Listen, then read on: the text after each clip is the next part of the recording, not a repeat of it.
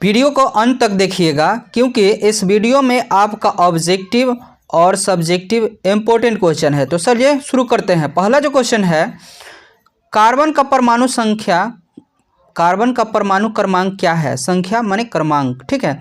तो इसका आंसर हो जाएगा 6। कार्बन का परमाणु संख्या जो है 6 होता है और इसका द्रव्यमान संख्या 12 इसके लगभग होता है, ठीक ना। चलिए अगला क्वेश्चन जो है, कार्बन के कितने संयोजकता इलेक्ट्रॉन होते हैं? कार्बन के कितने संयोजकता इलेक्ट्रॉन होते हैं? तो इसका आंसर हो जाएगा 4 होते हैं, ठीक है ना। 4 इसलिए होते हैं क्योंकि आप देखेंगे कि कार्बन जो है 4 गो हाइड्रोजन बंधन बनाते हैं, ठीक है ना। तो इस तरह से हम लोग कह सकते हैं कि इसकी संयोजकता 4 होती है। अगला क्वेश्चन जो है, हीरा और ग्रेफाइट में मुख्य अंतर क्या है? तो हीरा और ग्रेफाइट में मुख्य अंतर जो दोस्तों है, इसका भौतिक गुण से बताया जा सकता है, ठीक है ना।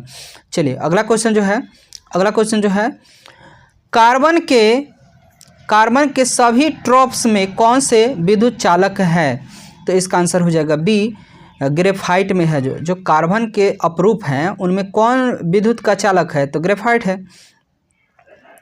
अगला क्वेश्चन जो है, कौन सा यौगिक कार्बनिक है? तो कौन सा यौगिक कार्बनिक है? तो इसका आंसर हो जाएगा CH4 हो जाएगा। चलिए अगला क्वेश्चन जो है, carbon carbon double bond, carbon carbon बंधन किस प्रकार का होता है? तो देखिए, अगर carbon carbon single bond, carbon carbon double bond और कार्बन कार्बन ट्रिपल बॉन्ड, तो इस तरह का जो सिंगल बॉन्ड रहेगा उसको संतृप्त हाइड्रोकार्बन बोलेंगे, डबल रहेगा तो असंतृप्त बोलेंगे, चाहे ट्रिपल रहेगा तो असंतृप्त बोलेंगे। तो यहाँ बोला है कि कार्बन कार्बन बंधन किस प्रकार का यौगिक, मतलब किस प्रकार का बंधन होता है कार्बन कार्बन के बीच में? तो इसका आंसर हो जाएगा बी, सहसंयोजक बंधन होता है। वो सहसंयोजक बंधन, अगर सिंगल बॉन्ड है तो संतृप्त बोलेंगे, डबल या ट्रिपल होगा तो असंतृप्त बोलेंगे। चलिए अगला क्वेश्चन जो है, एथाइन में कितने ट्रिपल बंधन होते हैं, बॉन्ड होते हैं? तो इसका आंसर हो जाएगा 1 होते हैं। अगला क्वेश्चन है, कार्बन का कौन सा ओलोट्रॉप सबसे कठोर होता है? कार्बन का कौन सबसे अधिक जो है, कार्बन के अपरूप जो है कौन सबसे ज़्यादा कठोर होता है? तो इसका आंसर हो जाएगा हीरा। आप सभी को पता है कि हीरा है बहुत ज़्यादा कठोर होता है। अगला क्वेश्चन जो है, एथेनॉल में कौन सा कार्यात्मक समूह होता है? तो एथेनॉल में कार्यात्मक समूह का मतलब होता है कि उसमें कौन सा जुड़ा हुआ है? तो इसका आंसर हो जाएगा एल्कोहल, OH जुड़ा हुआ है, इसका आंसर एल्कोहल हो जाएगा, ठीक है। चलिए अगला क्वेश्चन जो है, साबुन किसके साथ प्रतिक्रिया करता है और झाग नहीं बनाता है? तो इसका आंसर हो जाएगा बी, हार्ड वाटर के साथ। चलिए अगला क्वेश्चन जो है, कार्बन डाइऑक्साइड का उपयोग किसके लिए होता है? तो इसका आंसर हो जाएगा बी, अग्निशामक में किया जाता है। कार्बन डाइऑक्साइड दोस्तों ये आग बुझाने के लिए बहुत उपयोगी है। अगला क्वेश्चन जो है, कार्बन के कितने ओलिट्रॉप्स ज्ञात हैं? तो कार्बन के दोस्तों 4 जो है अपरूप ज्ञात हैं। अगला क्वेश्चन जो है, CNG का मुख्य घटक क्या है? तो CNG का मुख्य घटक दोस्तों मीथेन होता है। अगला क्वेश्चन जो है, एथेन और एथाइन का सामान्य नाम क्या है? तो एथेन और एथाइन का सामान्य नाम एल्केन और एल्काइन है। अगला क्वेश्चन जो है, कार्बन का सबसे प्रतिक्रियाशील रूप क्या होता है? कार्बन का सबसे प्रतिक्रियाशील रूप क्या होता है? तो इसका आंसर हो जाएगा चारकोल होता है। अगला क्वेश्चन जो है, कार्बन डाइऑक्साइड और पानी से चीनी बनाने की प्रक्रिया को क्या कहेंगे? तो इसका आंसर हो जाएगा बी, प्रकाश संश्लेषण कहेंगे। चलिए अगला क्वेश्चन जो है, फ्लोरीन का मुख्य उपयोग क्या है? तो फ्लोरीन का जो है क्या इसका उपयोग है? तो इसका आंसर हो जाएगा बी, सुपर कंडक्टर के लिए इसका उपयोग किया जाता है। अब दोस्तों हम लोग सब्जेक्टिव देखेंगे। देखिएगा, तत्व का वर्गीकरण की आवश्यकता क्यों पड़ी? तो देखिए, तत्व की संख्या में वृद्धि के कारण उनका व्यवस्थित अध्ययन और उपयोग मुश्किल हो गया, इसीलिए क्या किया गया कि तत्वों का वर्गीकरण किया गया। इसमें दोस्तों क्या था, तत्व के उनके गुणों के आधार पर वर्गीकृत किया गया था। इससे समान गुणों वाले तत्व को एक साथ रखना और उनके गुणों को भविष्यवाणी करना संभव हुआ। और वहीं पे दोस्तों देखा जाए कि रासायनिक व्यवहार और प्रवृत्तियों को समझना आसान हो गया था, इसलिए वर्गीकरण किया गया था। अगला क्वेश्चन जो है,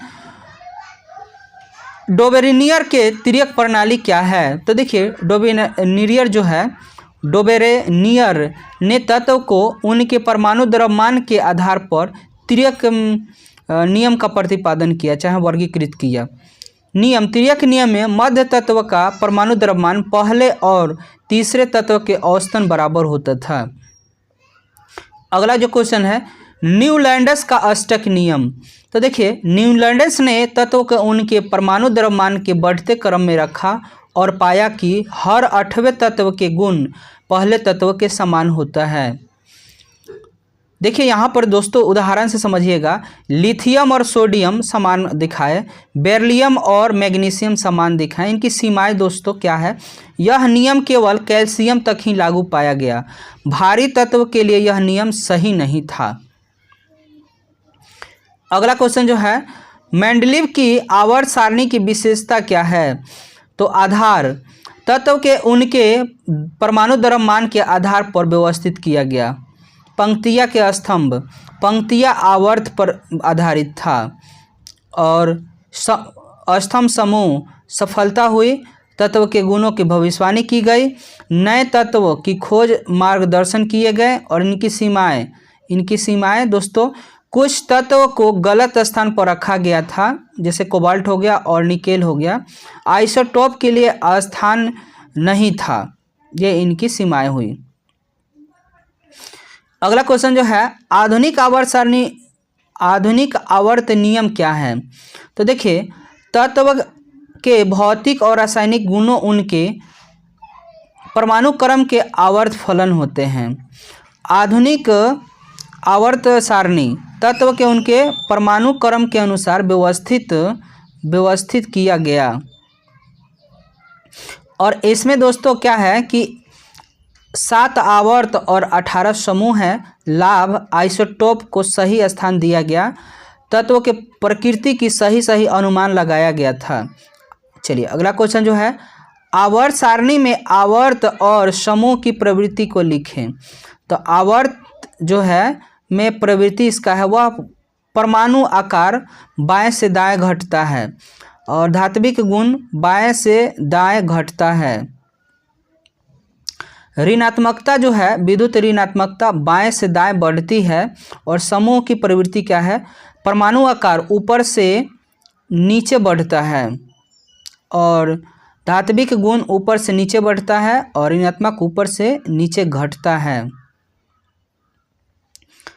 आवर्त सारणी में हाइड्रोजन का स्थान क्या है? तो हाइड्रोजन का स्थान आवर्त सारणी में निर्धारित करना कठिन है, क्योंकि यह अधातु के समान एक इलेक्ट्रॉन दान करता है, यह अधातु के समान एक इलेक्ट्रॉन ग्रहण करता है। कहने का मतलब धातु के समान जो है इलेक्ट्रॉन ग्रहण कर रहा है, अधातु के समान भी एक इलेक्ट्रॉन ग्रहण कर रहा है। मतलब इसे आमतौर पर पहले समूह में रखा गया है। इसे अगला क्वेश्चन जो है, तत्व के वर्गीकरण के जीवन में महत्व क्या है?